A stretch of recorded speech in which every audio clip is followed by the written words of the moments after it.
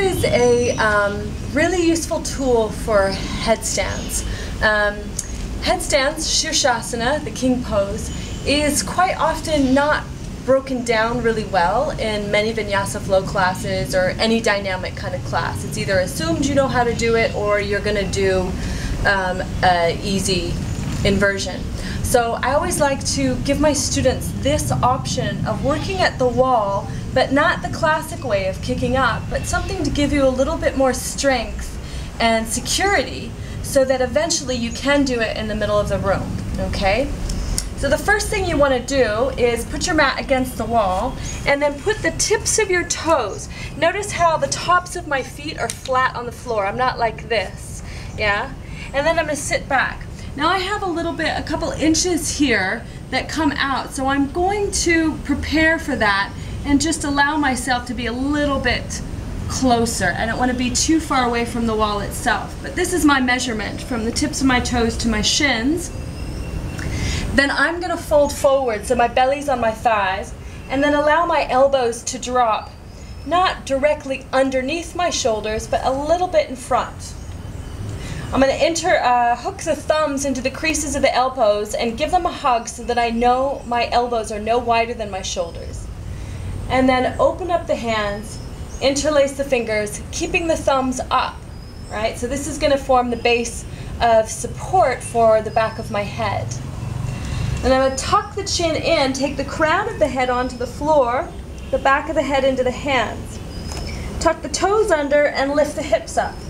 Now my first exercise is just to be able to push my arms down and lift my head up. So this in itself is activating all the right core muscles in order for me to support myself on my head. So a few of these first, and if you find this really challenging, just stick with this exercise for a couple weeks before you go any further. If you find this is okay and you can lift yourself up comfortably, keep engaging those same muscles. It's the side of the body, the obliques and the serratus and the lats in the back. Then I'm going to walk my feet up, but I'm not going to go all the way up the wall. I'm just going to go till my feet are at a 90-degree angle. So this way I'm working on my strength and stability, but I've got no fear of falling because my feet are connected to the wall and I can keep my legs alive so that my hips and my shoulders can stay in the same line.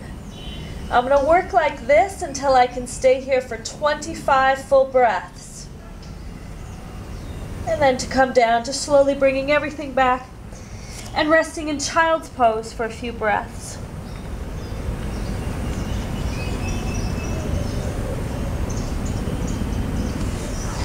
So the important thing is that I start off in small stages. Once I can get up to 90 degrees, then I'm going to stay there for maybe 3 to 5 breaths, come down and have a rest, go back up again, 3 or 4 more breaths, come back down, until you can stay a little bit longer each time. So maybe you're staying 10 breaths, coming down for a break, then 10 more breaths. Eventually you link it all together, and then you can stay there for 25 breaths. When that is something you feel comfortable with, and there's no tension in your shoulders and no extra pressure in your neck, there's always a little bit of pressure on the top of the head, then we can turn around and experiment with doing it the classic way, but we're not going to kick up, right? Because we've cultivated that strength. So I'm just going to make sure that I'm maybe a foot or so away from the wall just to get out of the fear factor.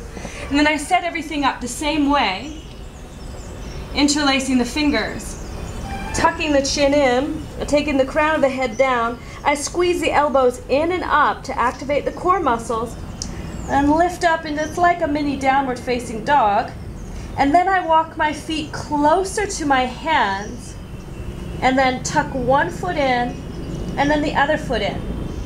Once I can balance like this, then I can start to lift my hips straight above my shoulders and eventually straighten my legs all the way up.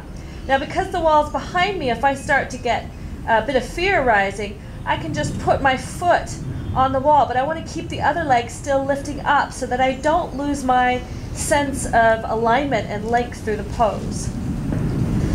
And when I come back down, I want to come back down the same way, tucking the knees in and slowly lowering the feet, And resting in child's pose for a few breaths.